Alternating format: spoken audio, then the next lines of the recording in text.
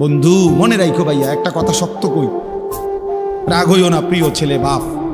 এই কপাল পৃথিবীতে উপার্জনের দুনিয়াবি কোনো কাজে লাগে না। এই হাত পাও এগুলা মানুষের অঙ্গ প্রত্যঙ্গ কাজে লাগে বিভিন্ন উপার্জনের কামে। এই কপাল এটা দুনিয়াবি কোনো কামে লাগে না। দেখ কোনো কাজের জন্য ওটা দিয়ে কোনো উপার্জনের কোনো কামে, দুনিয়ার কামাইয়ের কোনো কাজে এই কপালের এটুকু জায়গা ব্যবহার হয় না, এটা লাগে না আর কি। তাই এটা আল্লাহ তাআলা কেন বানাইছেন? খোদার কসম রব্বুল আলামিন এই কপাল শুধুই সেজদার জন্য বানাইছেন, শুধু সেজদার জন্য। এই জন্য যে কপাল সেজদা দেয় না, যে কপালে সেজদা নাই, তুই মানুষও না, মানুষের বাচ্চাও না। ইনসানের কোনো কাতারে সে পড়ে না, সে কোনো মানুষের কাতারে পড়ে না। ইনসানের কোনো কাতারে পড়ে না যার কপালে সেজদা। কারণ কপাল বানানোই হয়েছে।